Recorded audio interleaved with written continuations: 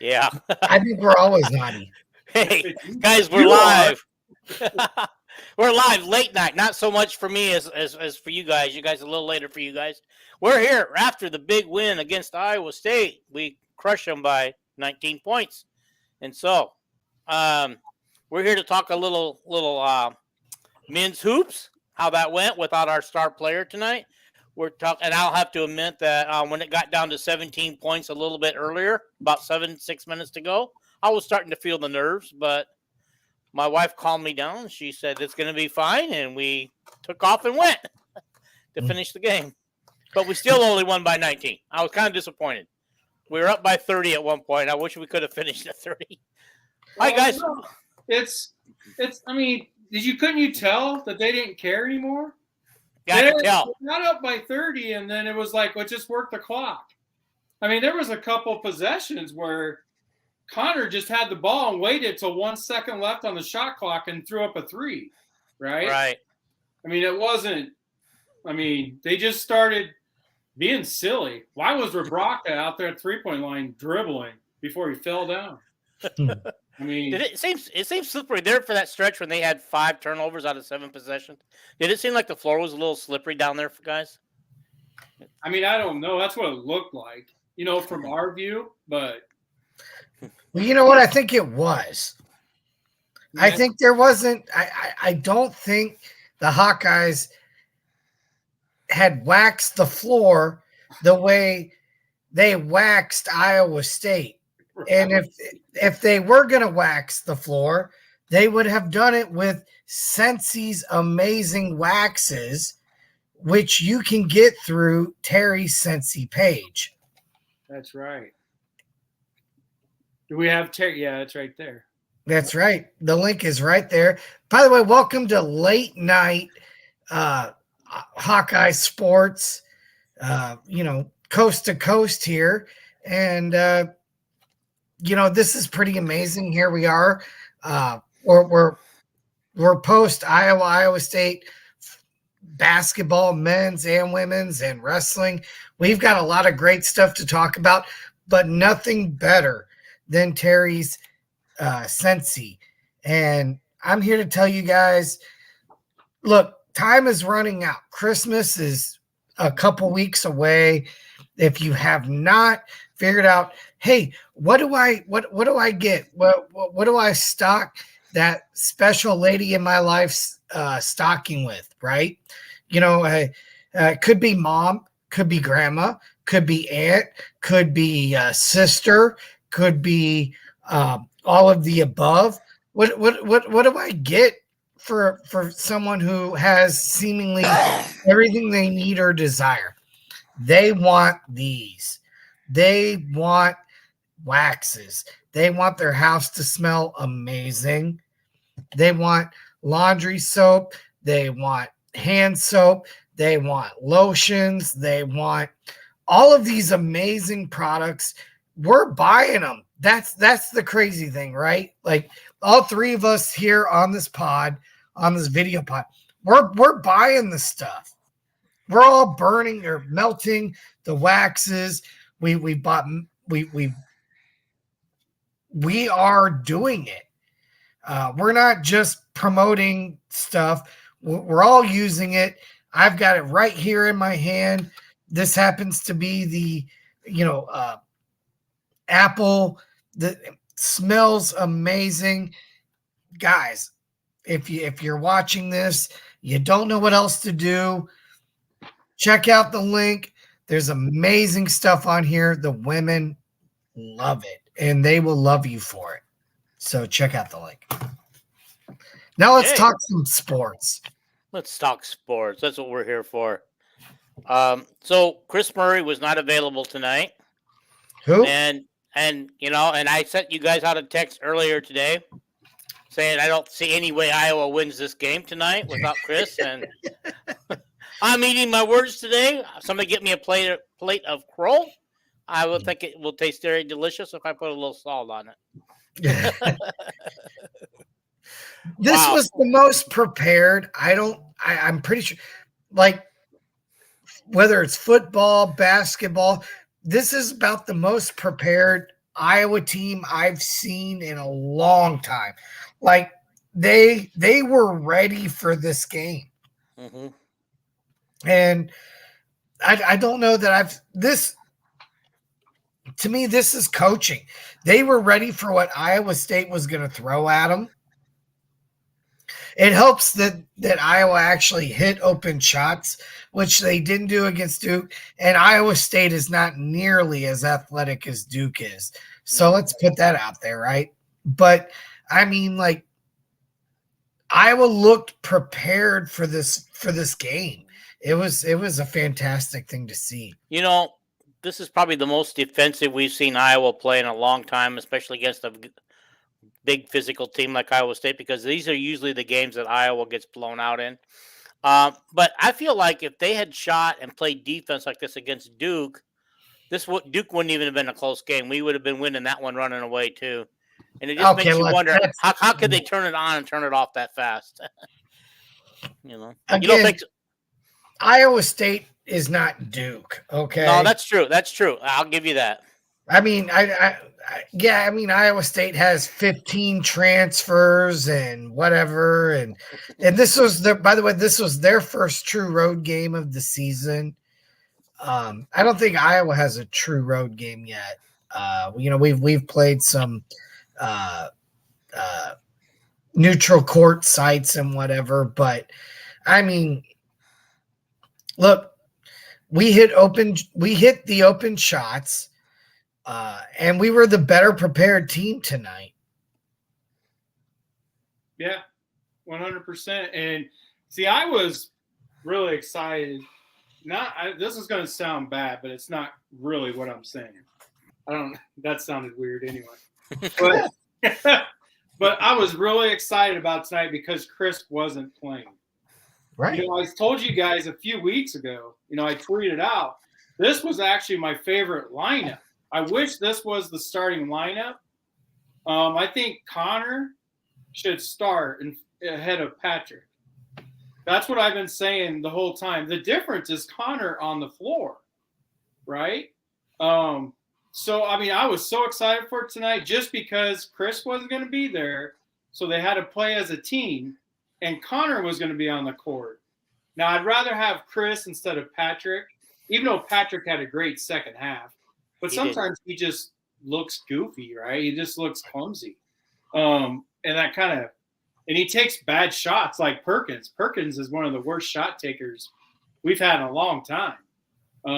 He takes some goofy shots. He'll just take it in there and with a wide open shooter and he never wants to pass the ball. Hey, Jared. Hey, by the way, when we get Jared, hang on. We're going to talk wrestling tonight later. And I know you really had some things to say about wrestling, and we'll get to that in a little bit. So don't go anywhere.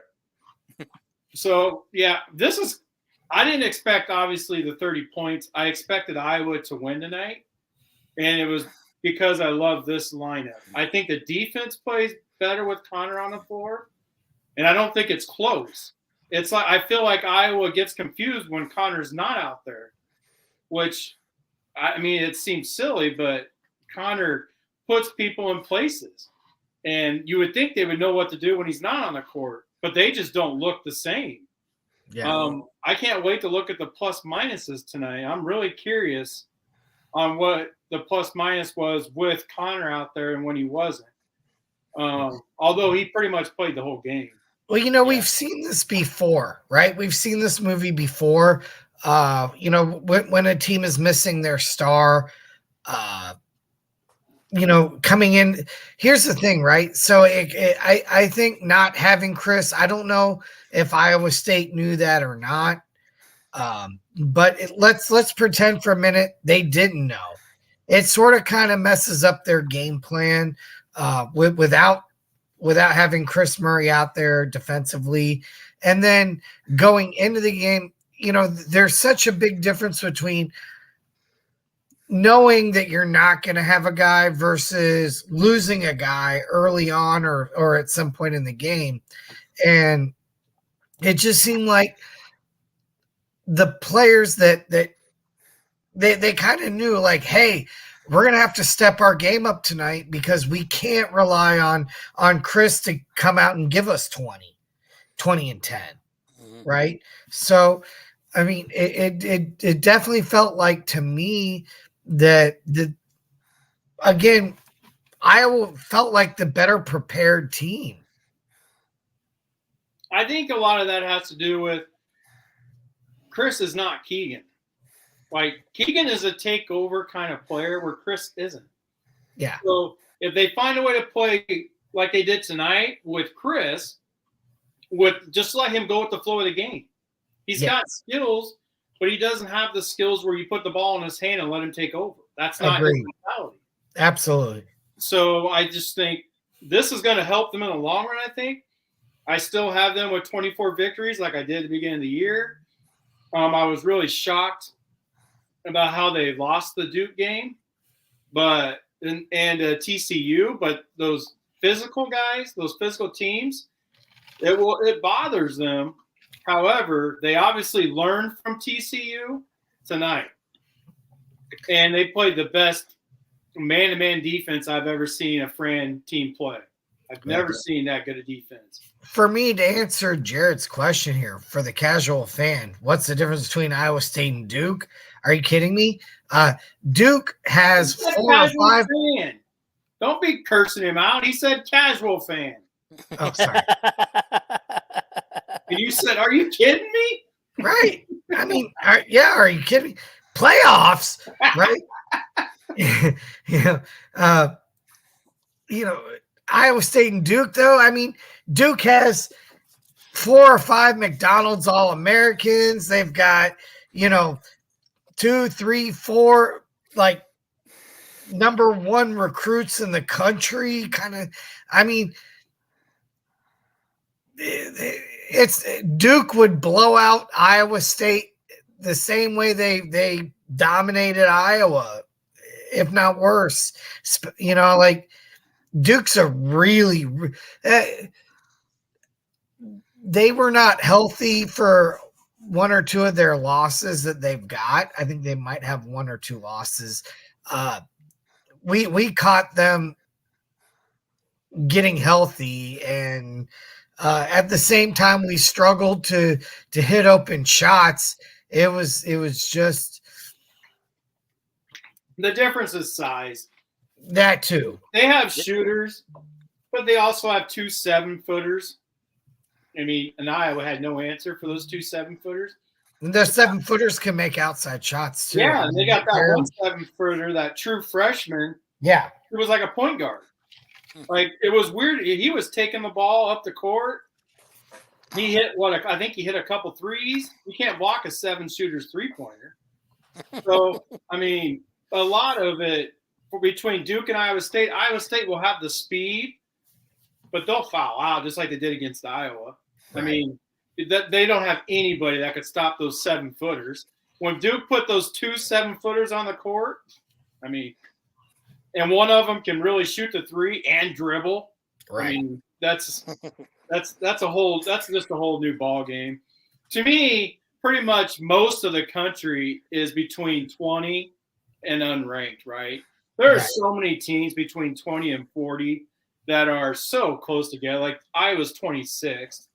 They'll be ranked next week now after tonight, and then they'll win their next game. I think it's against Wisconsin. Oh, wait. And after that is when they play those 2 easy teams, those two directional schools. Wisconsin's back at Carver. And by the way, hey, congrats to the crowd tonight. We're getting loud and proud tonight. This was one of the better Carver crowds. It wasn't for the men. It wasn't Cincinnati NIT crowd, which to me right now is the best crowd at Carver that I can recall. With the exception of the women. The women get the women, the women Iowa, This was the best for the men, in a while. In a while, yeah. I would think that most of the season the women probably been out drawing the men. Yeah, for sure they have. Games at Carver for women's basketball it's a packed house. Oh, when Iowa came back last night, the women coming back on Iowa State after being down at halftime. Boy, that crowd was going nuts last night. I think they went on I think Iowa went on a 19-2 run. It was like a 27-5 or something like that. When it ended, when the run finished, because it was 19, it was 19-2 at some point. I know. Okay, all right, yeah. So it was 27-5 when it actually ended the run. Yeah, and Caitlin, she'd gotten off to a really bad start, but she started hitting some shots in the second half and only finished with 19 points. And you go only. Yeah. Well, yeah. She went off in the second half. She started 0 for 9. Yeah. Shooting. She said, I don't know if you guys saw her interview, but after the game, she said that she was taking bad shots, right? She wasn't missing good shots. She was just taking bad shots. So, and the funny part was in the second half, she was hitting shots from the logo. She hit 2 of them. Hey, by the way, fellas, I just want to say it's great to get back together. It feels like it's been a hot minute since we've had one of these. Yeah, well, was it? I think it was the Wednesday before that Nebraska debacle, or did we get together after that? I don't think so. We didn't want any part of that. Yeah. I think we did do. We might have. I did one afterwards by myself, but I didn't know if you. I'd asked you guys if you wanted to, and I said I had some things to say, and I think you guys told me just go ahead and do it if I wanted to. Yeah, Jared, it feels good. It feels good to get the band back together. We're like 6 at this point, The Blues Brothers. We're getting. That's it. Keep on rolling, baby. REO Speedwagon. Yeah. Where's Ray Charles? We're being missed when Jason's Page sponsor missed us. Yeah. That's right. Yeah. I have Iowa in the top 4 in the Big Ten. I'm not going to change that. And tonight, I feel like you kind of solidified my thoughts with Connor, how he should be starting. I mean, ahead of Patrick. But I don't know how long Chris is out. But I feel like this is the way they're going to play when Connor's on the floor. I should say that. I have them in the top 4. I think they're going to finish in the top 4 and have 2 bye weeks in the tournament. And I'm not changing my pick. I got them 24-6 overall record. They already got 2 losses, so that means they're going to go 14-4 in the Big Ten, right? Or is it 15-4? They play 19 or 18 games. 20. Oh, that's right. Yeah. Yeah, don't change it to 15-5. That'd be the same as 14-4. Yeah. Speaking of that, do you guys remember where they finished last year? Did they have to hit 4 games in 4 days to win the title? Yeah. So they must have finished. They must have finished a little lower than I thought. 5th. They finished 5th, so they didn't have that extra bye. Yeah. So I think they're going to be in the top 4, and they're going to get 2 byes instead of 1. So then they only have to win 3. Yeah. That's what I think. Then they'll be fresher and they won't get upset in the first round of the tournament again. Well, let's just hope. Well, that's the Big Ten's fault, too. They play the late game on Sunday where it makes the committee have to, decide who's going to win the Big Ten, right? They got this bracket in case a team wins, and they got to have this bracket in case the other team wins. The Big Ten should change it like everybody else and start on Wednesday or start on Tuesday and get over on Saturday. So that way everybody can watch the selection show. They all have a day off on Sunday. Honestly, right? I think CBS sets it up that way. I mean, I don't know who does. Because CBS wants that game right before the selection show. They want that Big Ten title game to lead into their selection show. They've always done it that way, and I think that's a CBS call. They probably say, we don't care when you start the tournament as long as you finish it on Sunday at 2 o'clock in the afternoon. That hurts the Big Ten. I know it does. But they also shouldn't schedule Iowa. If they win again, they shouldn't schedule them as the very first game in the tournament Thursday morning, right? Right. So, I mean, they should have been a Friday game. Oh, yeah. They should. That should be like a mandatory. If they're going to set it up like that, the winner of the Big Ten tournament should have to play Friday. You guys are forward thinking right now. I want to go backwards thinking right now, though. Okay, let's go backwards thinking. I want to talk about the Iowa State wrestling duel. You bet. This is where Jared can come in. Hey, Jared, do you want to click that link above and you can go live with us? Please do. There's a link right at the top. You can come on live with us if you want to talk. We're going to talk wrestling now. Okay. We'll see. Yeah, we'll see if he does or not. I'll watch. If he does or not, I just want to talk about one. It was so great to see Spencer Lee back on the mat. Oh, was it not? Was it not? He wasn't even listed as a probable starter. And then when I turn on the TV and I see him getting warmed up, Jared's he's trying trying. to get on with us. So yeah, hopefully that link works. It should. So anyway, yeah. But then to see him getting his shoulders rubbed and getting thing, it's like, my God, that guy's gonna wrestle. Or are they just doing that to intimidate the 125 wrestler, then send somebody else out there? That was pretty cool. That behind the curtain look, quite literally, warming him up, hyping him up, like he was ready to go, and he came out on fire. I don't recall them doing that for any other wrestler, Mm-hmm. No, you know what it reminded me of? There's a great video. Former Jaguar player. He used to get slapped in the face. John Henderson. It's out there. You just Google John Henderson slap before every game. Jaguar player. The trainer for the Jaguars would slap this 6'8", 330-pound dude in the face. To get it. And he would react and be like, "Woo, let's go, baby! Oh, you drew blood!" Like he was into it. Like that's what it reminded me of. But I mean, when Spencer came out there, he started out fast and furious, and then he seemed to tire out and slow down a little bit by the time he got to the third period. Is that the way you saw it too?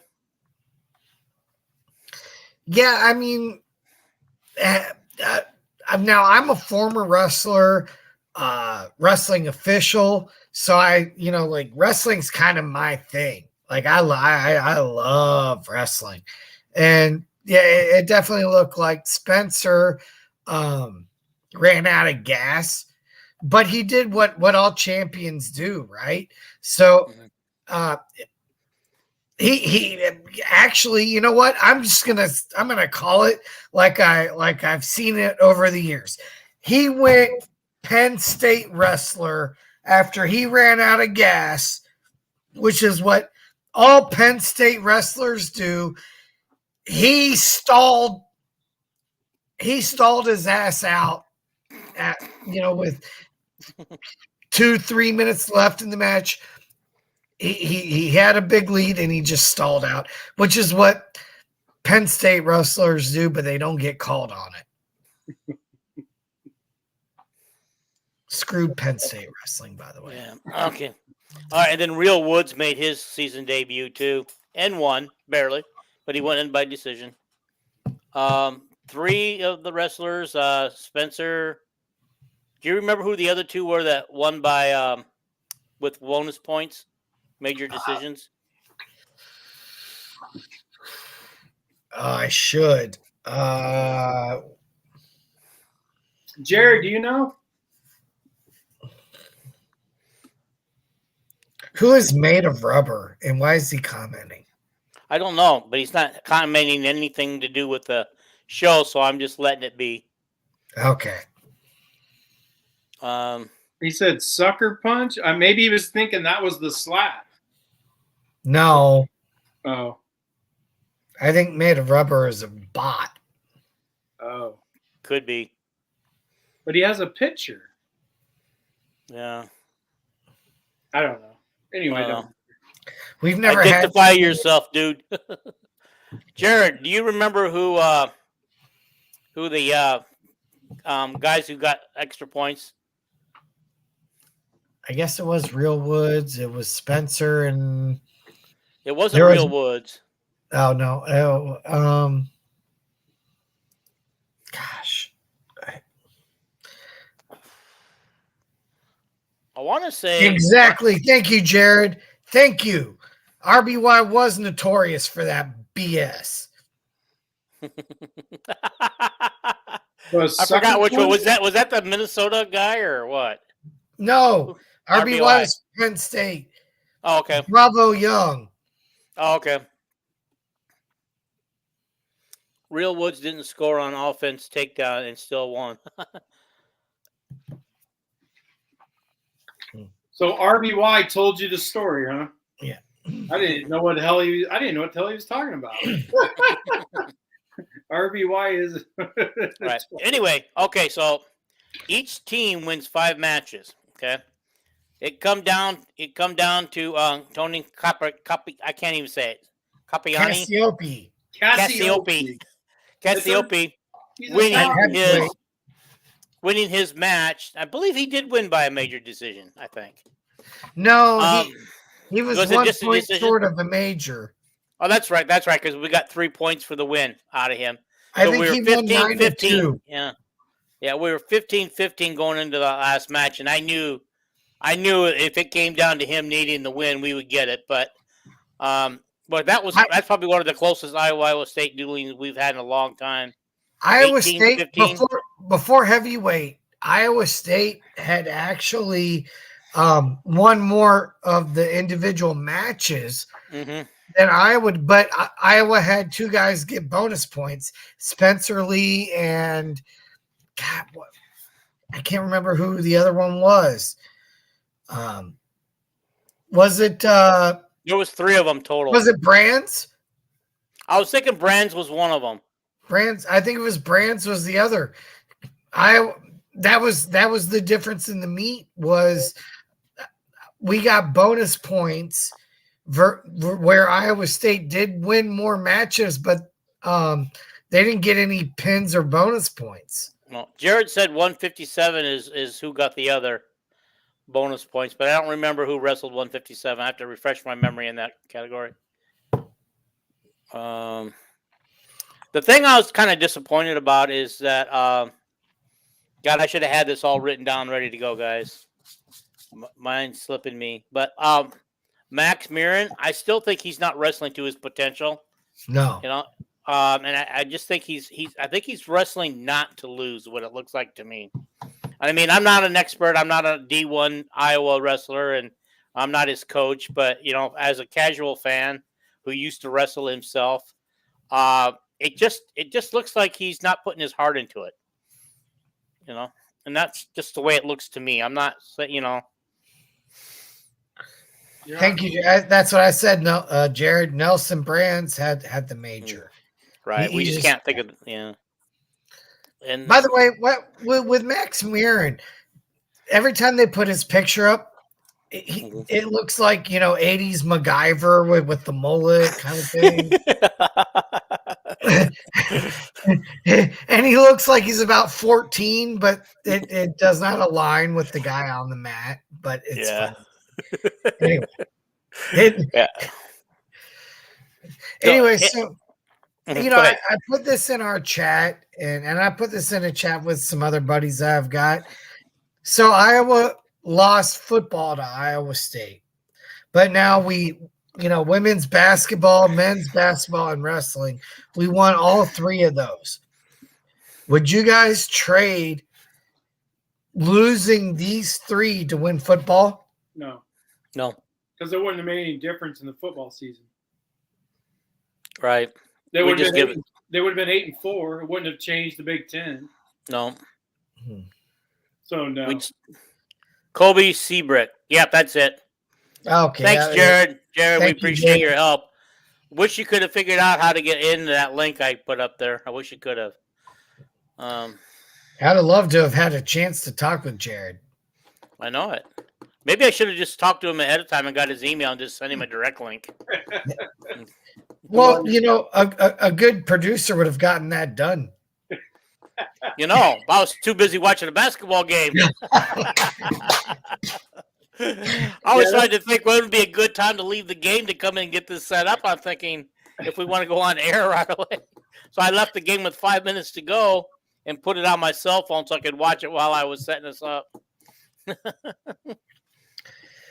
Yeah, you guys. I don't know a damn thing about wrestling, so like I can't even chime in. I'll just listen and I'll watch Jared's comments. But we breeze through basketball way too quick. Because I And we don't can go back to basketball. because I don't know wrestling at all. Like when you guys say whatever you were saying, match points or major points. Matt's Marin. No. The point. Oh, major. So basically, look, if a wrestler wins by 8 points, it's a major. And if they get up 15, it's a tech fall. I thought that was a pin. No. A pin is a pin. That's a fall. Yeah. So they get 3 points for a decision. fall and then tech fall. Yeah. Right. 3 A points fall for is worth decision. 6. A tech fall is worth 5. Gotcha. Right. A major is worth 4. And a fall is worth, a decision is worth 3. Yeah, 3. Oh, I see. Yeah. So no, it's exciting because this is the first year I thought Iowa State had a chance to beat us, and they almost did. Especially, you know what? If had Spencer Lee had not been in there, I'm confident we would have lost that match. Probably. Well, you know what? Spencer, and this is when he's healthy, he is the catalyst. Mm-hmm. I mean, Iowa wrestling needs, especially if we're gonna start at the low weight, we need Spencer to come out and set the tone. He does. I mean, last year when he wasn't there, did you notice that? Correct. The year before, the team was feeding off his energy on their way to their national title. That's right. But this year, last year when he wasn't there didn't seem to be that energy in everybody. That's it. Thank you, Dean.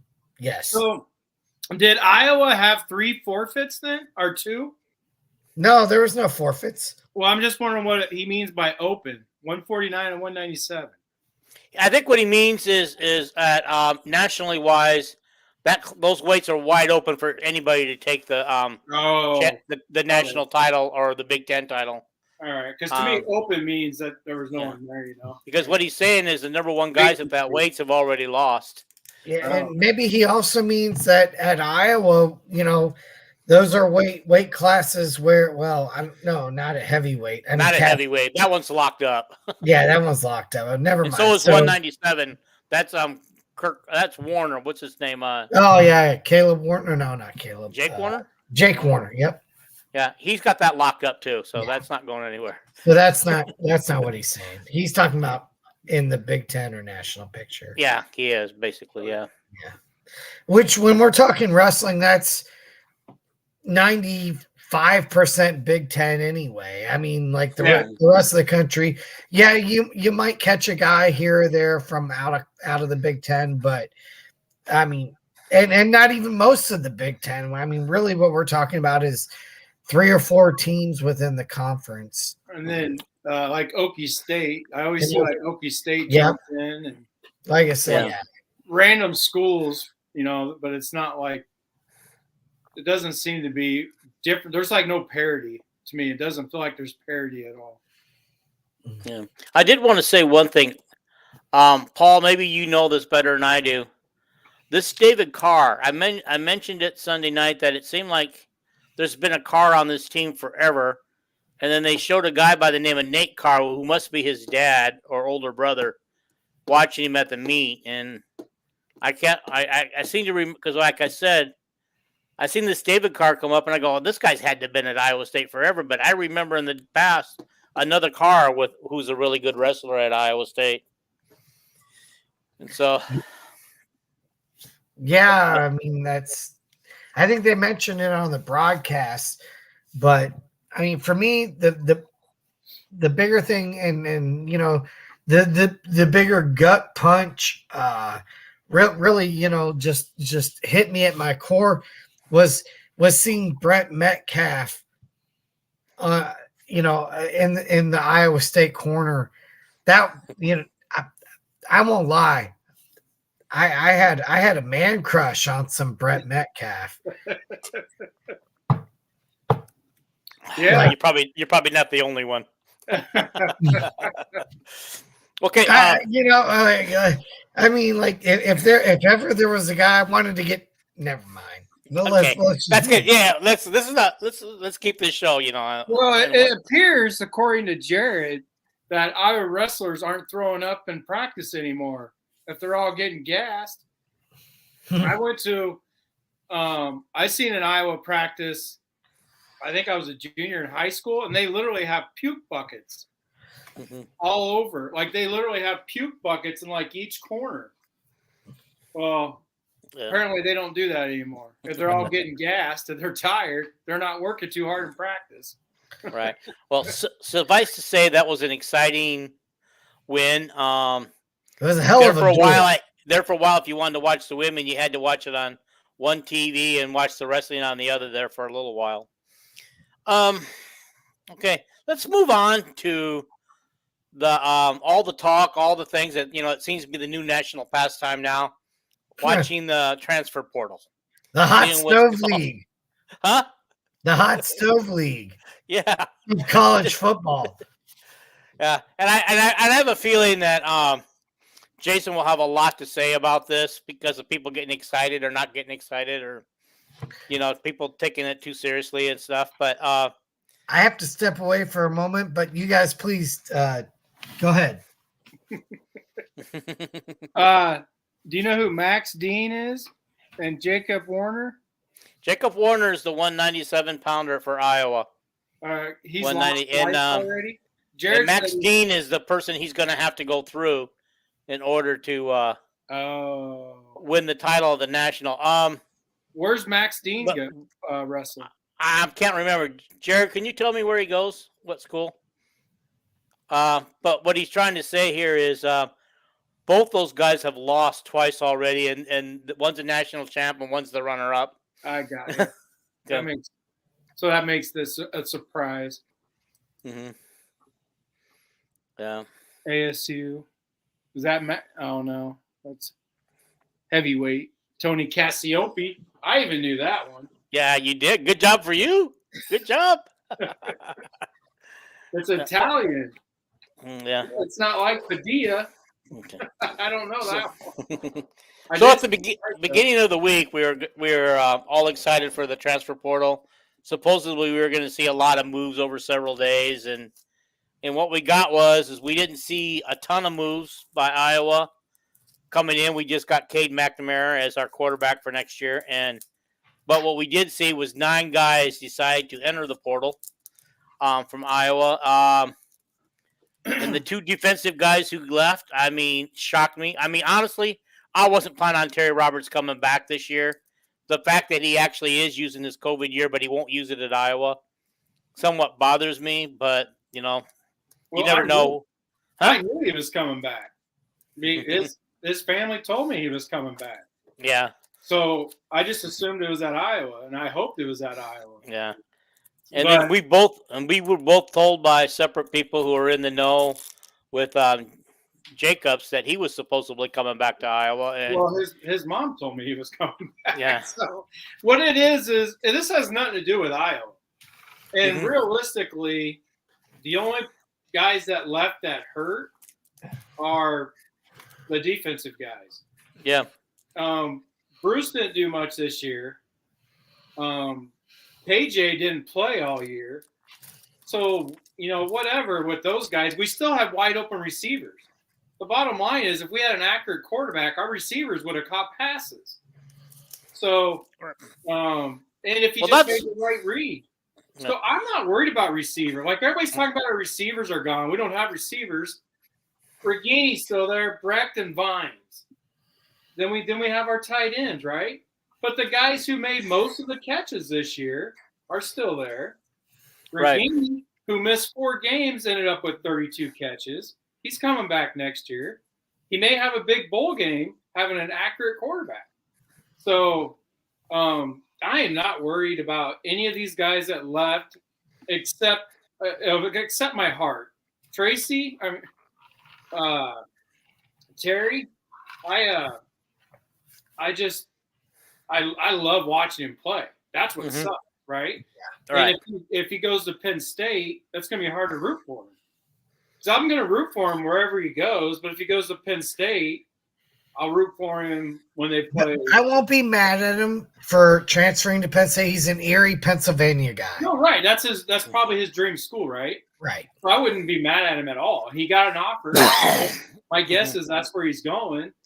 I'll root for him, just not against Iowa. Yeah. But my guess is he wants to go home where his family can come watch him play and actually get to play more than punt coverage. Well, yeah, and he was a starting corner this year. Well, I guess he wouldn't have been. Yeah, that's because Harris was out. Right. Yeah, he was behind Harris. So you're right, and Penn State is going to lose a couple corners to the draft. So, right. Plus it's probably one of his favorite schools, obviously. Well, the question I got for you about Bruce, because he didn't do a whole lot this year because he had an inaccurate quarterback who couldn't find him on the field, and when he did try to find him, he never threw it to him correctly. I'm wondering with Cade McNamara as quarterback, if he would have considered coming back, but he obviously made that decision after Cade was agreed to come play, so that didn't make a difference in his mind. But I would have thought he would see more catches and more targets next year. Well, I think all these guys, he would have. I mean, that's a fact, right? He would have. Mm-hmm. But I think, oh my goodness, I still have this star sticker on my cheek. We didn't see it. I worked out today, so I got a star, and my youngest boy put it on my cheek, and I forgot it was there. Anyway, I don't think all these kids just want to be re-recruited, right? Mm-hmm. If nobody gets what they're looking for, they'll just come back. Iowa has $7 million in NIL money, but these guys aren't getting it, right? And who knows how much money Proctor's getting. So, and a lot of these kids are angry at all these kids coming in getting money. So they want to see what's out there for themselves. So I'm not mad at anybody who left. I'm more sad than I am mad, right? Mm-hmm. They're going to have to go. The people who are on the roster right now, they're not going to get the NIL money that they could possibly get if they leave and be re-recruited. Mm-hmm. That's the bottom line. And if they don't get like KJ, I think he might be coming back because when they find out his grades, he literally deleted all his tweets about getting he got a Notre Dame offer, whoop, they took it away. He got a Kansas State offer, whoop, they took it away. So is his grades really that bad? Apparently he wasn't going to class or something. Like there's a reason. If you're a Division I player to his caliber and they're talking about your grades, right, that means you're not even trying, right? They're going to give you the tutors that you need. They're going to do everything they can if you're at the talent of KJ. They're not going to let you leave. But if you don't try, there's nothing anybody can do. Yeah. Well, apparently Iowa don't want him either anymore. And that Iowa's different than Alabama. Alabama will probably – I've heard stories. Obviously, I didn't go to school there. I don't know if anything's true. But a lot of the kids, they don't have to do a whole lot, academically at Alabama because they're about winning football games, right? So I honestly think KJ might be coming back just because of that. He got another offer for someone else, and they took it away. I just can't remember off the top of my head. Okay, yeah. And And I was told too by his handler, Jacob's handler, Justin, that he, even though he's in the transfer portal, he hasn't made up his mind that he's actually leaving yet. I think what he wants to do is he wants to see what's out there. That's what they all are doing, right? Yeah. Bruce is the only one out of all these guys. Bruce is the only one that got a legitimate offer that I think Bruce would probably accept. I think. Where did you get it? If you're a player of his size and caliber, where would you want to go? The Pirate. They're going to put him in space all game, right? So I mean, and I'm going to root for him, obviously, because I root for Mike Leach. Right. And with what I guarantee you that most of the players aren't going to care about what one player says. Williams is leaving. If Mike Leach says you're not tough, he's an honest coach, like Deion Sanders. You know, everybody's calling out Deion Sanders for being honest. It drives me nuts when people are honest, but they want you to lie to them to make them feel better. Right. But anyway, I think he'll end up at Mississippi State. I think Mike Leach is going to be fine, even though his running back says he's not tough. That's my rant. I just can't stand it when I have a rant of my own at the moment, and you know, rant away. All right, so Coach Hack, what's the number up to now? We're up to about 1,000 guys at this point that have entered the portal. Oh, it's like it was actually 1,303.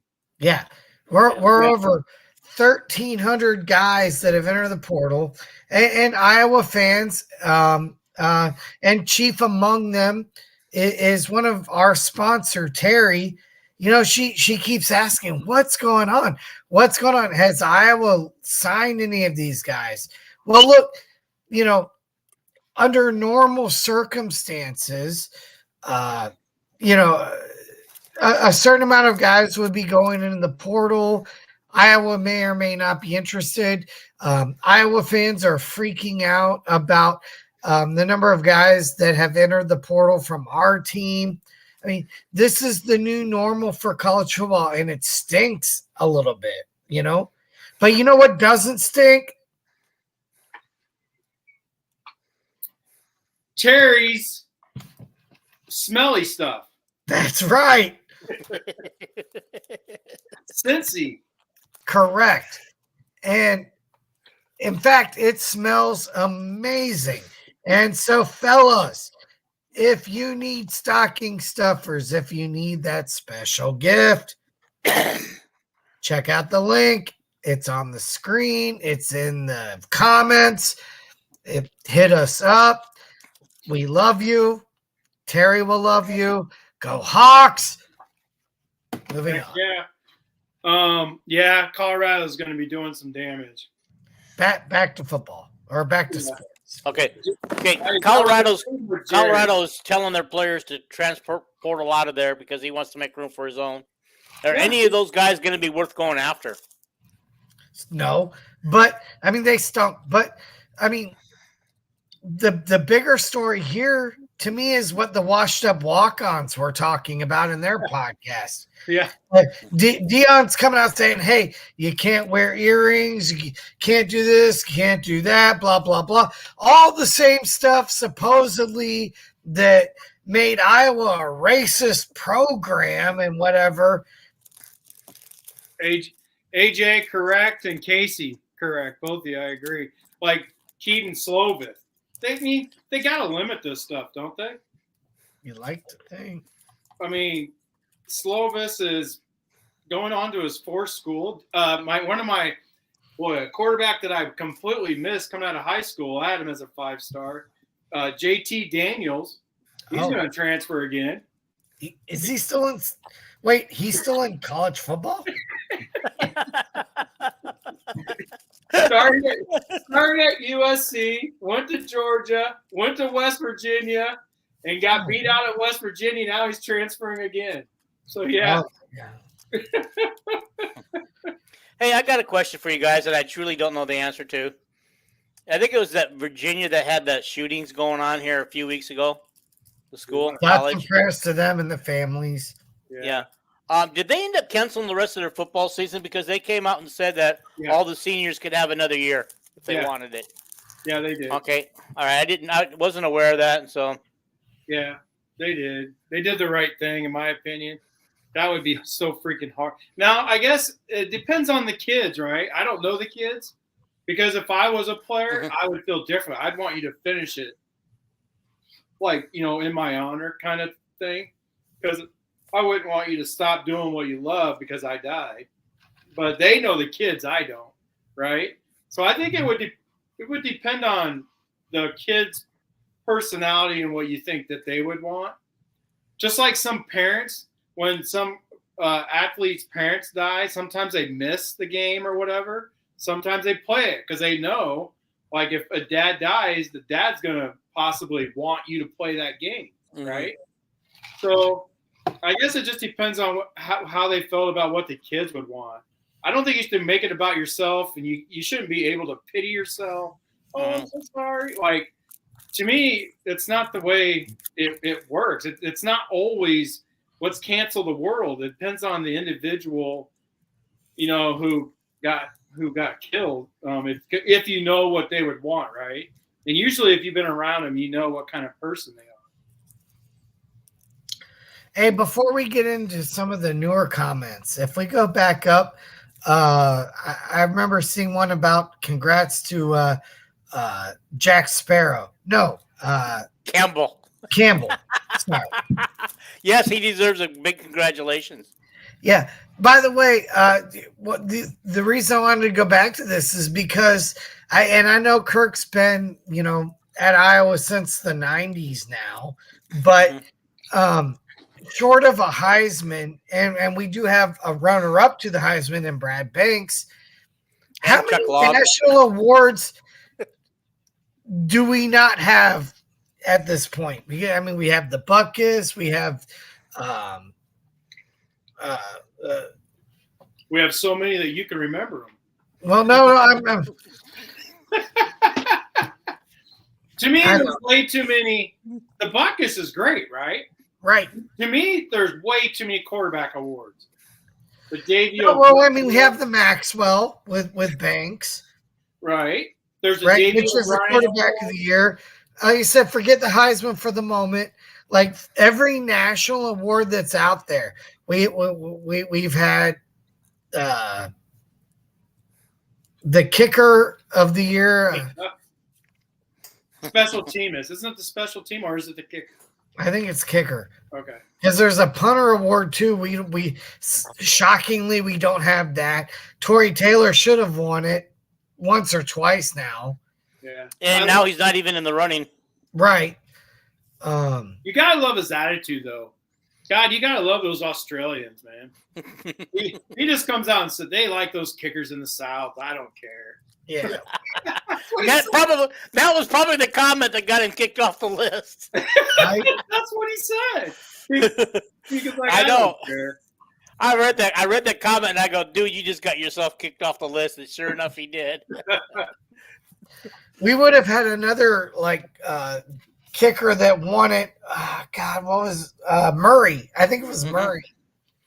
Yeah, he got screwed out of it too. Yeah, he got screwed out. He lost it to the kid from Georgia. Yeah. Didn't he miss a field goal to win their game? Yes. And I think everybody was making fun of it. We should get to Jared's question real quick. We have a few questions. Okay, go ahead. I love the rematch with Kentucky just because I love what's going on with Iowa. I love that they have – the whole offensive line is going to be – Iowa's offense is going to be there. The difference will be the quarterback. They have pretty much everybody that played all year long. But they got the quarterback that I've been wanting to start for, the last 5 weeks maybe, right? Right before Petrus had some good games in a row. I'm excited for it just because of that. I don't think it has anything to do with the rematch with Kentucky. Yeah. I'm excited for it to be a game against a team who is on the same level or even lower now because their quarterback's gone, their running back's gone. They have all their receivers, but I'm just excited to see LaBoss, to see what LaBoss can do with Brian calling plays because this will be Brian's last game. Here's the thing, it's a rematch, but it's not. Right. If you go back to last year, Levis was playing quarterback. The running back who's sitting out, he gave Iowa some fits in the bowl game. I was there. Rodriguez, yep. And then they had a bunch of guys on their defensive side sit out. I think Iowa's the better defensive team if everybody shows up to play, regardless. And again, I don't think that transfer portal wise, I don't think Iowa is hurt right now in this bowl game. I mean, Petrus, other than maybe not having Padilla, and we'll see. We'll see. LaBosse is better. Do you think LaBosse is better than Padilla? Oh, yeah. Like, I've been hearing so many good things about him for the last 5 weeks. That's why I've been calling for him to start. I want to know what the coaches who have been telling me things about him, what they're seeing, right? So I'm ready. Like, I've literally been told there's some coaches that wanted LaBosse to take over. So just to see what he can do in live action. Granted, that was before Iowa went on their winning streak, right? But the moment Petrus started playing better was when his job was on the line. Exactly. When his job was on the line, he literally started playing well until the Nebraska game. And that game was pathetic. I mean, I could have completed some of those passes. And I'm not lying. They were so wide open, and he had nobody around him. You can't blame the offensive line because your quarterback is inaccurate. You can blame the offensive line if he doesn't have 3.5 seconds to throw the football. If he has 3 seconds to throw the football or more, you cannot blame the offensive line. When you do a bootleg and you roll out and there isn't a soul in sight and you have a wide open, I think it was Lamborghini, I think, right in front of you, and you throw it off in the God's country for no reason, and you're rolling right as a right-handed quarterback. It was literally something that you do with your father in the backyard. Yeah. You roll out, and it's just like this. And he threw it so far out in front of him, Regini had to dive just to get a finger on it. Yeah. So, no, I'm so ready for LaBosse. I'm so excited for that reason. I don't think it has anything to do with playing Kentucky. I think it has to do with playing a team that's on the same level and to see what the difference would be with the quarterback. Because in my opinion, I've told you guys, I know everybody likes to talk about the offensive line. We had a running back average 5.4 yards a carry. The offensive line had to move somebody for the running game. And I can show 100 videos of wide open receivers in a clean pocket. True. So I'm ready for LaBosse. That's why I'm excited about the bowl game. Right. I think we're all excited to see what he can do. Does he you think he plays the bowl game and then he goes back into the transfer portal? LaBosse? No. Because I was curious because of with Caden McNamara being guaranteed the starting spot next year. He's not guaranteed anything. And actually, we were saying that Labus was going to be the number one quarterback next year. Yeah, but that's not where LaBosse. He's a redshirt freshman, right? So the only way I see LaBosse leaving would be after next year if Marco passes him. If Marco passes him on the depth chart next year, then yeah, I can see him leaving. Other than that, I don't see LaBosse leaving until the following year. Because obviously, I predict Marco's going to pass him on the depth chart. Yeah, I think a lot of people are. I think everybody knows that's who I'm going to protect. Yeah. All right. Do we want to tackle Phil Parker's Paul question here? That's pretty deep. I don't really know the answer to it. I just know that there's two collectives at Iowa. Hold on, I'm going down the list here. There's all kinds of questions. I didn't realize there was this many. Yeah.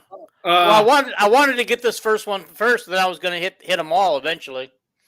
You're going to go back up? Yeah. I guess I don't – what question? Go to it. I'm talking about the one right here that got right up now on the screen. I don't know all the contributors. We are. If everybody who signed up for the Hawkeye Swarm, you are, they're gaining more and more. It's $200 a year. Yep. It's easy. Yeah, I mean, it really is. If you want to support – if you can't show up to games and buy tickets, I mean, that's a way you could support, right? You can watch, you can be a part of it. That's how you could be a part of the university. Now there are some big donors, but there always has been, right? And I shared a letter, that a big donor wrote that wasn't happy with that athletic program. You guys remember that? So, and there's people throughout the stadium who sit next to the big donors who don't even know it. There's people sitting right beside you who give the university hundreds of thousands of dollars. I found that out. Like, they're not sitting up, they're sitting with the people, right? Yeah, I mean, I have a friend who sits right beside a couple of the donors, and she was telling me that she would tell me some of the things they say and how they're not happy or whatever. People were saying that it wouldn't be sold out, even though it was, because they're like, no one's going to show up after we got killed by Ohio State. What happened? Everybody showed up. You're still Iowa fans. You're not going to not fill that stadium. There's a reason why Iowa gets in the better bowl games than they deserve on a lot of years, because they know Iowa fans are going to fill the stadium and they're going to fill the parking lot to watch the game outside the stadium, right? So there's so many big contributors that you wouldn't even know. But there's a way for us, small people, to be a part of it. And I encourage everybody to do it, because what you're seeing is going to reflect you. Like, you are literally, you could say it's like the Green Bay Packers, how the city doesn't own the Green Bay Packers. The fans do, right? Like, they all have their ownership part of it. So, I mean, that's kind of what you could take it that way and kind of feel like you're a part of helping get players in this new world of NIL. Even if you don't like it, we have to accept it if you want to still follow college sports. Okay. Moving on. A.G. Trujillo. Yeah, he knows me because we used to work together since 1986 for Albertsons and Lucky's and the night crew together. So we have some history there. Who are you talking? Oh, the question that's up there. Oh. I know nothing about Iowa except Dean Frine and Caitlin Clark. I check her stats. Oh. Okay. Wait, hold on. Dean. Yeah. Your last name is Frine? Yeah. I've always thought it was Frame. That's Frine. Oh, good catch, Paul. I've been saying the same thing. Okay. You guys aren't the only ones, though. Half the world does that. You know what shocked me today? I went in for my stress test of my heart, and the lady doing all the prep work for it, she got it right. She's an idiot. I was in shock. And she goes, "What's wrong?" I go, "You're the first one to get it right." That's why you can't trust the experts. Mm-hmm. Okay, here's another one from Phil Parker's Paul. I hope these guys are still on here. If Petrus was elusive or could have seen any receiver besides Laporta, then maybe every defense wouldn't have teed off on the old line on every snap. Just his opinion, I guess. Okay. Yeah. Any comments on that one? Just that it wasn't. Even when he threw it to other people, he threw it off into God's country. Mm-hmm. So, I showed video after video. Heck, just the South Dakota State game, Bruce should have had 10, 15 catches, so wide open. So, right. I don't think it was. You can say this, Dean, back to what your point was weeks ago. The way they tee off on Iowa, this is the predictability part. It's not play calling. Mm-hmm. That's the dumbest crap ever. It's going on one, running down the play clock where the defense knows you have to say hike. Right. When you go on the first sound or going on one the whole game, that's when the defense tees off. It's not that they're thinking they're throwing to a Laporta. The defensive line is like, wow, there's only 5 seconds left on the play clock. They got to say hike, right? So they know that it's coming. So that's just my. Here's one about the option. I could never see Iowa running the option. He said that Petrus may have never gotten hurt if he ran the option. Jared's back with the option. Yeah, Jared's just being goofy. But let's go back to Phil Parker's paw for a moment. Which one? He's got a couple up here. This one? Yeah. If he was elusive or whatever, blah, blah. And we were talking about teeing off every snap, whatever. I still feel like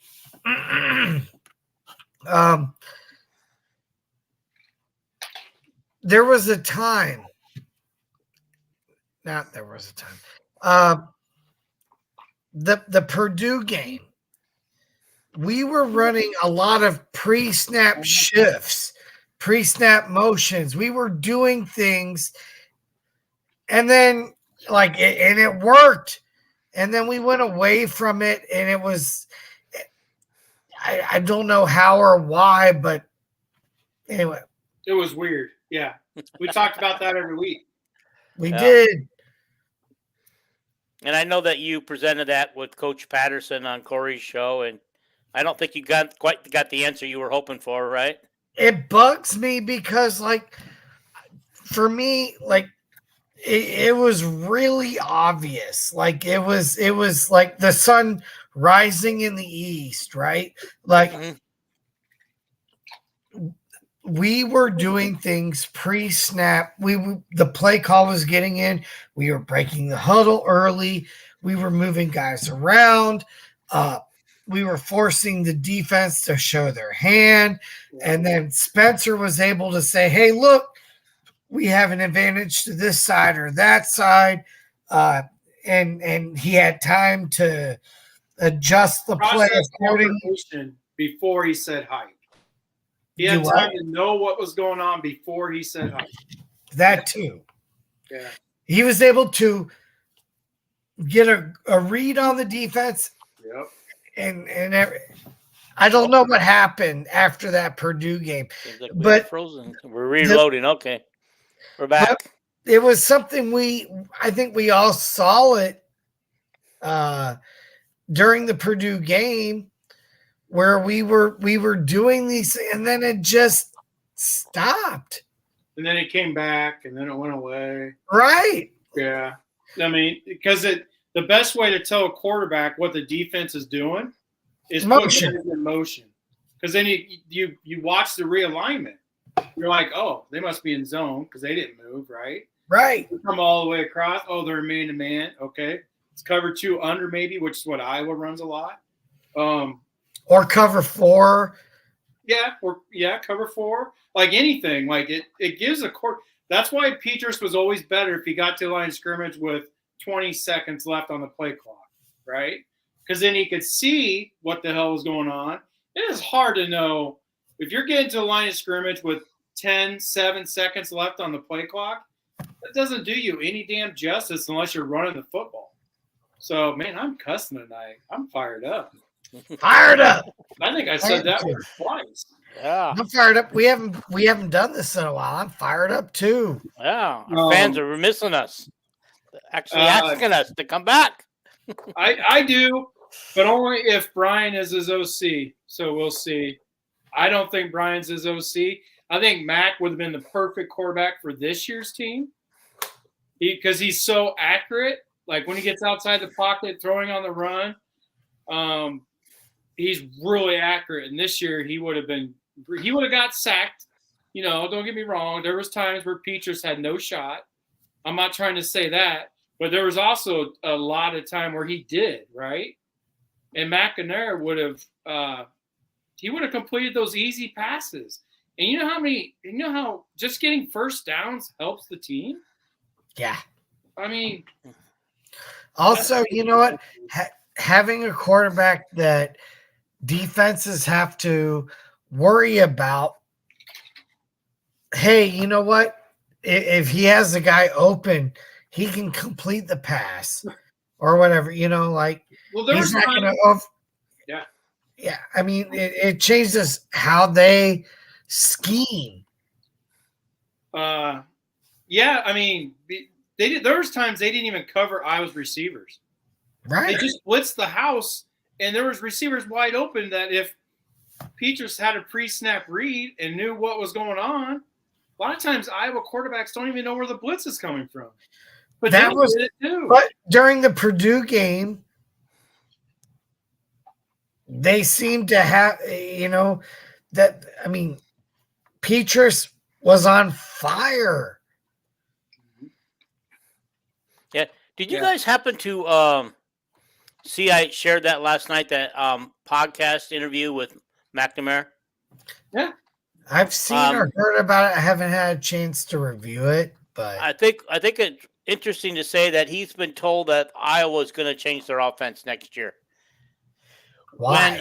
And actually, I don't think they need to if they have him, because he would be the perfect fit for that offense. But he'd just be a more accurate quarterback. And yes, 100. Jared, he is coming to Iowa. He's already said he's coming. Yeah, he's coming. And I know that's. I mean, the way he said it the way he has to say it right now until everything becomes final. Right. I know. I understand. I've been and telling tonight he was. I don't know if you guys are aware of it, but he was in Iowa City tonight with the with his tight end who was also visiting tonight. You didn't see my post? I What'd told everybody to caption Laporta and Alls. They were sitting beside each other. Were they? Yeah. Cool. Oh, yeah. Cool. Laporta was recruiting him. Like, he's probably like saying, "Man, come to Iowa. We'll get you 100 targets." He goes, "Man, I've been the leading pass catcher for the last couple of years. That could be you." Michigan's quarterback is McNamara. He's coming to Iowa. Yeah. I don't think Nick Lachey is going to appreciate that much. No. I think they'll both do pretty well, though. That'd be more like, the year we had Fant and, Well, hey, I think that's good. All and Lachey. It'll be, like 98 degrees all over again, Just like this year, just with the accurate quarterback. Yeah. Okay, and now Iowa's made a list of offers to some kids from other schools, but none of them Power 5. Does that bother you guys that they're offering smaller school kids to come and play a Power 5 Big Ten school? No. How many times that happens across the country and they turn out to be a stud? Uh-huh. I mean, everybody, you could point to Justin Jefferson. You know who he is? He plays for Minnesota Vikings, star receiver. He won a national championship with LSU and Joe Burrow. Yeah. Don't be yawning. Sorry. He was a 2-star. He was a 2-star coming out of high school. Went to some small school, went to LSU, and look at him. So, no, because I like what their size. One of that receiver from Hisdale is 6'4". So, man, hey, I just want to point out, Iowa fans, you got to calm down, right? Like, because I was joking around with our sponsor Terry earlier this week, right? She was like, "Who did we get?" I said, "Well, we got this guy, Jerry Rice, out of Mississippi Valley State." Right? Yeah, I remember. I didn't say a word. I just went along. And then we got this kid, Randy Moss, out of Marshall, who happens to be Raleigh Moss's cousin. And she was. It's so sad because she bought into it, and I probably should have let you play that out a little longer. I called you out right away, and it just shows how much she trusts Paul, and she should not trust Paul. No, nobody should ever trust me. But I'm proving a point at the moment. Look, you didn't trust Nate Stanley, right? Parker's pa. How do you not trust the best quarterback to ever come through Iowa? You trusted C.J. Beathard more than you trusted the quarterback who has the second most touchdown passes in Iowa history. He has the second most passing yards in Iowa history. He has 2 of the best seasons a quarterback has ever had in Iowa history. There's one quarterback in Iowa history to have 26 touchdown passes in a season, and it's Nate Stanley. He's done it twice. No quarterback in Iowa history has ever done that. Nate is even better than Chuck Long, because Nate had 68 touchdowns to only 23 interceptions. Chuck Long, who played 4 years, Nate only played 3, had 70 touchdowns, but he threw 46 interceptions. First of all, Chuck Long played like 6 years or at least played in like 5 bowls. He's the only person in the world that played in 5 bowl games. I don't think that's true anymore because of COVID. Oh, Yeah. you're probably right. You're probably I right. believe they talked about that. I remember last bowl season. Mhm. I believe somebody tied him because of COVID. Actually, there's probably a couple people that tied him. Yeah, probably more than one. Yeah, because of COVID. And how dare you, if you're going to invoke the name of Chuck Long, you have to give reverence. You have to do something, right? You could tell who one of my favorite quarterbacks in Iowa history is, because that gets me fired up. I mean, in my opinion, Nate Stanley's the best quarterback to come through Iowa, and he didn't have any quarterback teaching. He ran the option in high school, came to Iowa, and he had his first session with Tony Racioppi, and he was like, "Oh, that's why I was throwing." Wait a minute! Whoa! You know, we're gonna have to do a whole different video at this point. Why is that? Ken O'Keefe is an X's and O's coach. No, stop! He doesn't know how to show somebody how to throw. You cannot tell me that he's better than Drew Tate. You can't. Drew Tate's my guy. You can't tell me he's better than Brad Banks. Drew Tate never once. Well, Brad Banks, you could say, because he's one of them that had a season like Nate did. If Brad Banks had more than one season, Brad Banks would be revered more. But he only played one season. I mean, he was on the team for 2, but he was a backup his first year. Well, he had to learn the offense. Right. The coach, and we have the toughest offense to learn in the history of offense. But the coaches understood Brad Banks because they gave him a package, right? Right. Like, he still played. He just didn't know the whole playbook. Right. So, and Brad Banks did have 26 touchdowns, just like Nate, and 5 interceptions. Nate's sophomore year, he had 26 touchdowns and only 6 interceptions. But Nate Stanley completed 59% of his passes to 57, I think, for Brad Banks. But he didn't have the wheels. Just stop. Brad Banks. Coach, I just don't understand. I don't really understand. Brad Banks was second for the Heisman. Just stop. Stop. What does that even mean? Second to the Heisman? He was runner-up. That just means that there's a lot of crappy players that year. Nate Stanley should have been up there if he played in that same era. No. Okay, so Jared wants to know the difference between the receivers for Beathard and Nate Stanley. Who had who? I mean, CJ had Smith, who's an All-American, or not an All-American. What do they call him in Canada? Like, he's making bank in Canada. He's like everything in Canada. The dude with the 85-yard touchdown catch in the Big Ten championship. Oh, yeah. His name was Smith. I can't remember his first name. Yeah, I can't believe it. He's one of my favorite receivers, and I can't believe I can't remember his name. Remember when we thought we had that game wrapped up when he hit that one? Ooh, yeah. Beathard had James Vandenberg. Oh, goodness. The little dude who won a Super Bowl, McCarron. Riley McCarron, was that his name? He won a Super Bowl with the Buffalo Bills. Beathard did have a dude named George Kittle. Oh, yeah, George Kittle. He did. Stanley did? Stanley had Kittle? No, Stanley didn't have Kittle. Oh, that's right. Beathard had Kittle because they were Beathard teammates and they both were 49ers for a while. Stanley's sophomore and junior year, he had Fant and Hawkinson. Well, his sophomore year, he didn't have Hawkinson, but his junior year, he had Fant and Hawkinson. Right. Because Hawkinson redshirted, for what reason, we don't know after what happened the following year. Well, guys, we've been live for almost an hour and a half. Oh, yeah. We probably better. Are you getting a little tired there, Paul? Yeah. Yeah, he is. If he was laid out here on the East Coast. Yeah. If he wasn't a church-going fellow, I thought he was stoned for a second.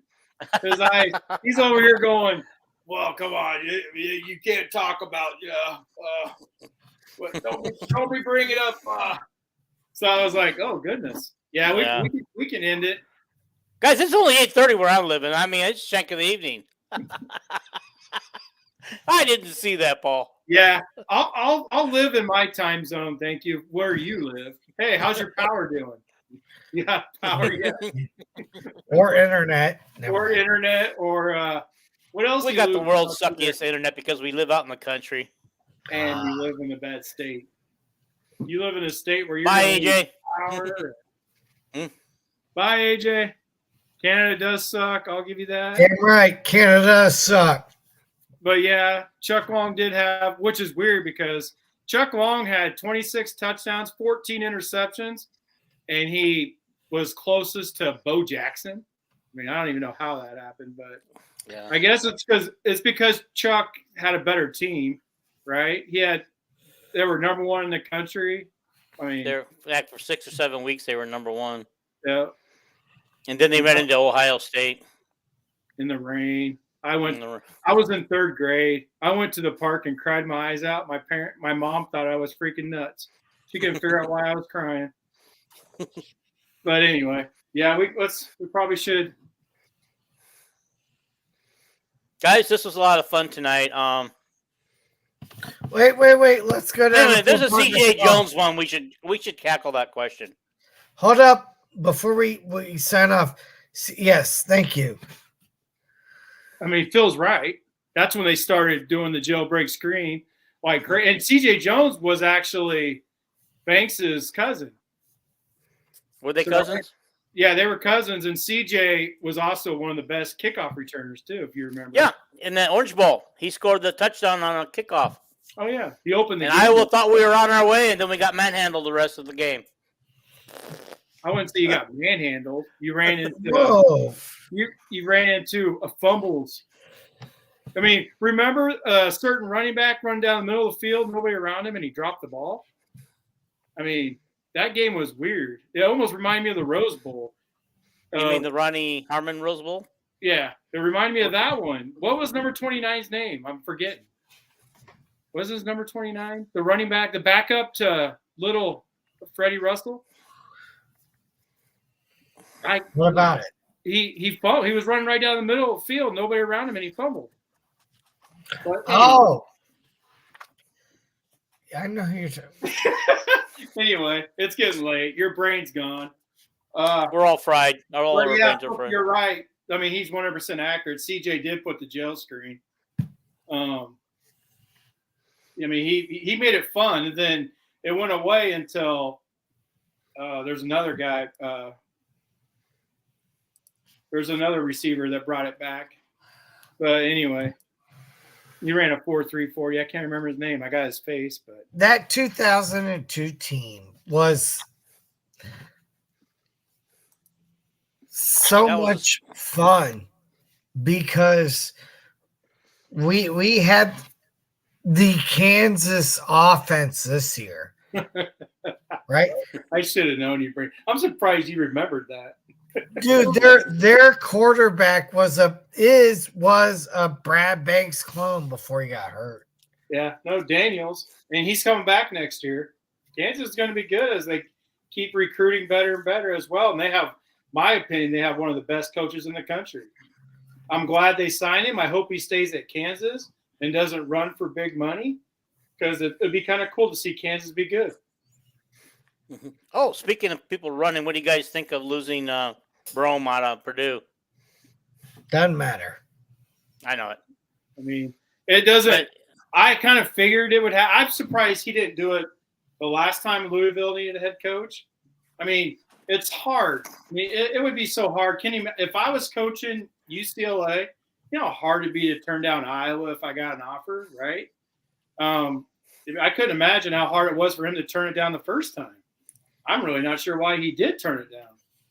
He just said because he'd only been at Purdue for 2 years and it wasn't fair that he made a commitment to them because I watched an interview. Thank you, Jared. Yeah, I think it's time to call it good. Yeah, Jared, it was fun. It was like a Friday night right? We had fun with this. We're all in good moods off the victories this week, and yeah. Man, it was a lot of fun. I don't know. Would you guys have given up the men's basketball win, the women's basketball win, the wrestling win to get a football win? I don't know. No, I know. No. Okay, now we know we're getting late because this is the second time Paul's presented that question. I kind of want it. I really want the football win because you know what? None of those things really matter if you live in the state of Iowa, and none of us do, right? Right. Like, I mean, the Iowa State fans, their season didn't go the way they wanted it to. Did Iowa State get to a bowl game? No. 3 wins all season? I don't think so. No. Paul, you are looking like a little puppy. They're afraid you're going to miss something, trying not to fall asleep. I know. His eyes are just like, they keep nodding off. He's like this, and then he's like, you know what? This show went off the rails. But here's the thing, right? So we're the 3-win. So Iowa lost to 3-win Iowa State and 4-win Nebraska. Yeah, why are you bringing up old shit? Why remind us of the pain? That was painful. Right, that was horrible. But anyway, all right, guys. I only bring it up to make this point that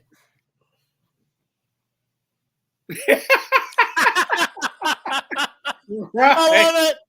I love it. I got to put that up so people watching there can see that comment. yeah.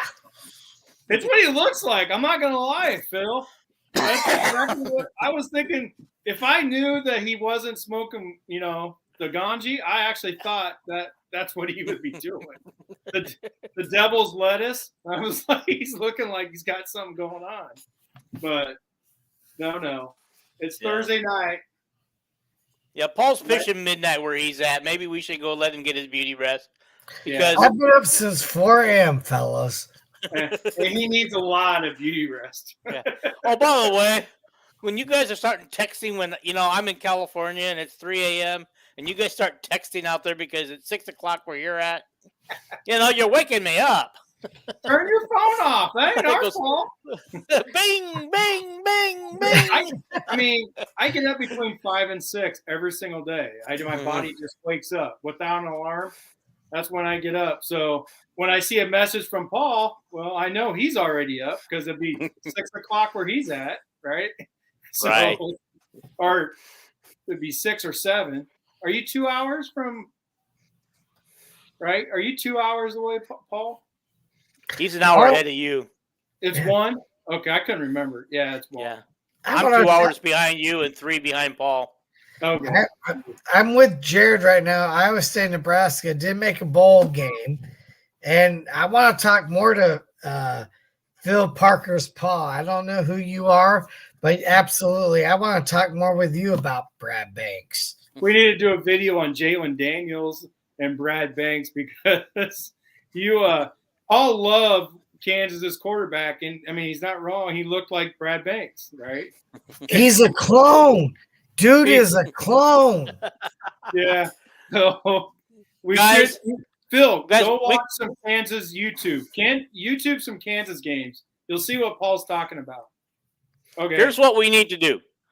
We don't have a lot going on between now and the bowl game. One of our shows should be just let's talk about the old guys, the past games, the past teams. Oh, that'd be include your fun. Brad Banks in there if we want to. Oh.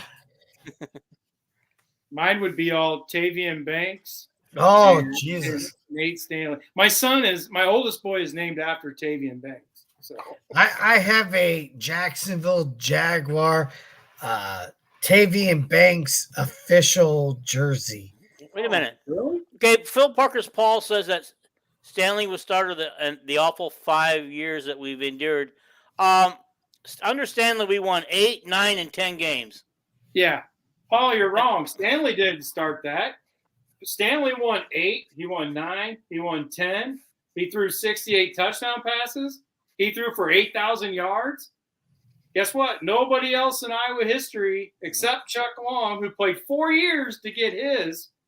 Nate only played 3. So the 3 years Nate played, Iowa had a top 50 scoring offense in 2018, which hadn't been done at Iowa since 2008. Yeah.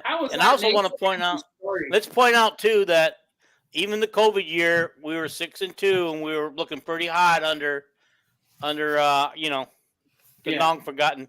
Anyway, and then the following year he won 10 games. Granted, at the end of the year we lost some games we shouldn't have, Michigan in the bowl game. But hey, he won 10 games. Okay, this is really the worst year that we've had in a long time. It's been a while since we've had a 7-win season or lower. Right. And think about Nate Stanley played when the defense wasn't as good. Nate Stanley lost to Purdue. Nate Stanley scored 36 points. Purdue scored 38. Right. But this Nate Stanley hate, I mean, that's just craziness. Right I never understood the hate for Nate Stanley. The whole time. I mean, all he did was ball out, man. Yeah. I mean, he's sitting there pushing Chuck Long for all the records, and people are getting on him. C.J. Beathard beat Wisconsin 10-3. Nate Stanley lost to Wisconsin 24-22. The defense was not there like it was on other seasons. Like the offense was actually doing what they could do when Nate Stanley was quarterback. The defense wasn't there. Yeah, are you kidding? Nate Stanley's 3 years. Think about the Iowa State game of 2017.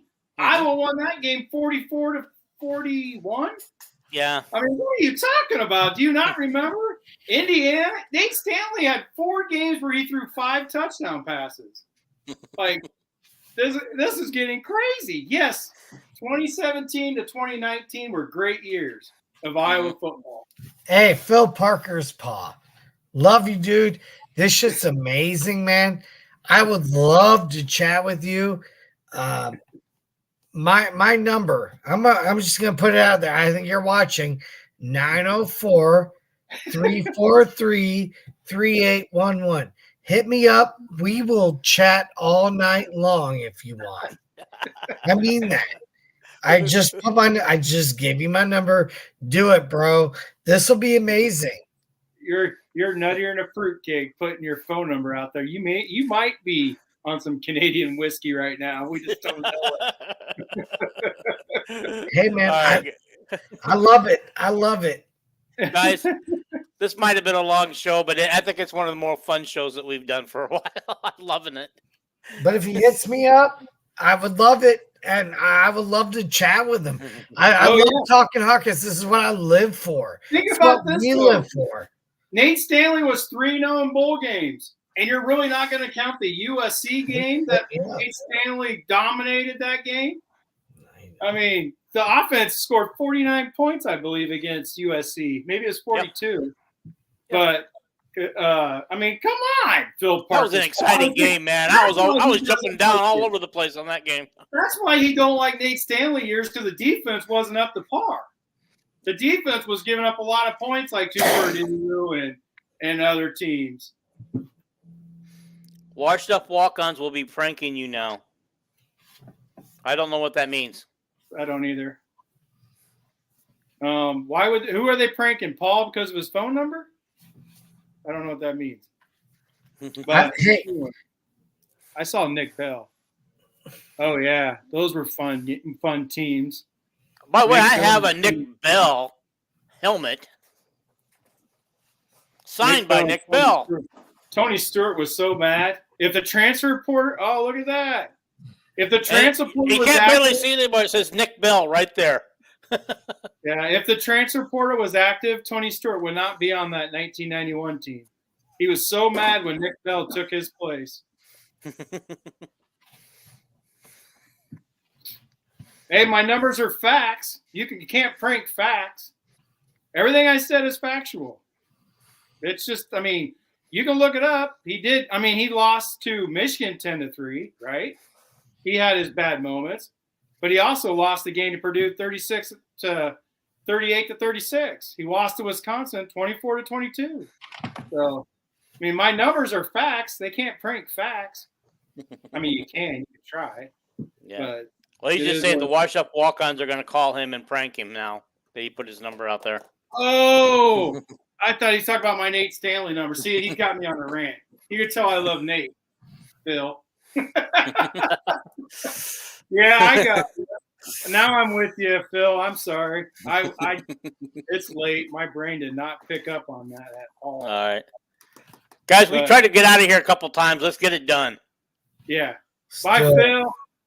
Bye, guys. Jared. Thank you, guys. We'll let you know when we're coming back on again. Guys, you guys were fun. We love you keeping the show going for us, and do it again. Out. Is the Matt Sherman. Bye, Terry.